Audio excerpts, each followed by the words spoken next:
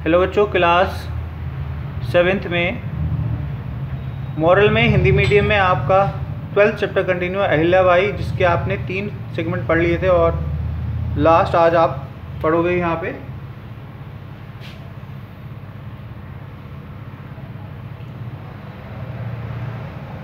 पुत्र पर माँ की बात का बड़ा कोई प्रभाव नहीं पड़ा। इसके अत्याचार बढ़ते गए, जिनके कारण एक दिन माल्यराव होलकर की मृत्यु का समय आ गया और उनकी मृत्यु हो भी गई। पुत्र की मृत्यु के बाद अहिल्याबाई अंदर से पूरी तरह टूट चुकी थी। कितनी वेदना, कितना वियोग, कितनी ठेस लगी होगी उस नारी के दिल को, जिसने अपने पिता की मृत्यु, पिता तुल्य ससुर, पति और पुत्र थोड़े समय में ही खो दिया। फिर भी उन्होंने धैर्य धारण कर, आंसू पोंछकर, सहज और हिम्मत के साथ अपने कर्तव्य की डगर पर चलने की ठान ली। अहिल्याबाई ने राज्य की बागडोर अपने हाथ में लेने की घोषणा की। इसमें कुछ लोगों में हलचल मच गई।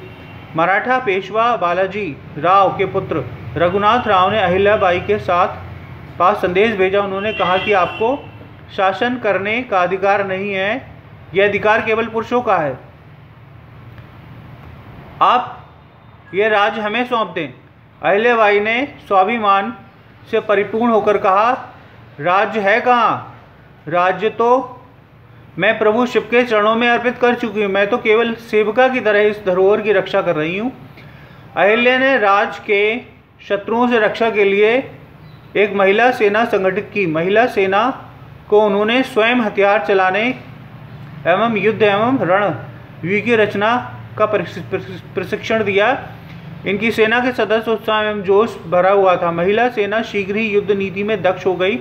जब दादा राघोना तथा अन्य इनके राज्य को हड़पने के लिए सेना सहित उज्जैन पहुंचे तो इनकी सेना को युद्ध के लिए तैयारी क्षिप्रा नदी के तट पर चल रही थी। महिला सेना के अद्भुत जोश एवं उत्साह को देखकर विपक्षी सेना के हौसले पस्त हो गए।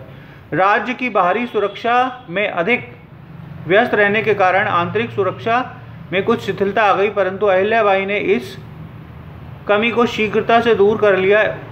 उन्होंने प्रजा के साथ एक मां की तरह व्यवहार किया।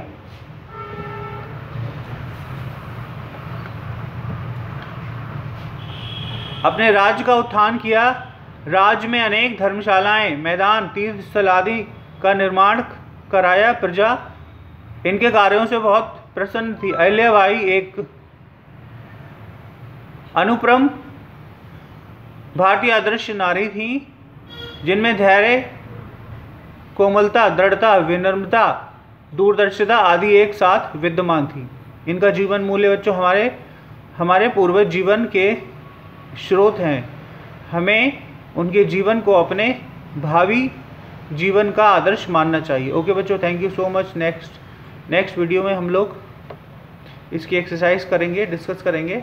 और कोविड का संक्रमण फिर एक बार हमारे सामने है और हमें इससे बचना है। कैसे बचना है आप जानते ही हैं, सोशल डिस्टेंसिंग और व्यक्तिगत स्वच्छता से इससे बचा जा सकता है। ओके बच्चों, थैंक यू सो मच।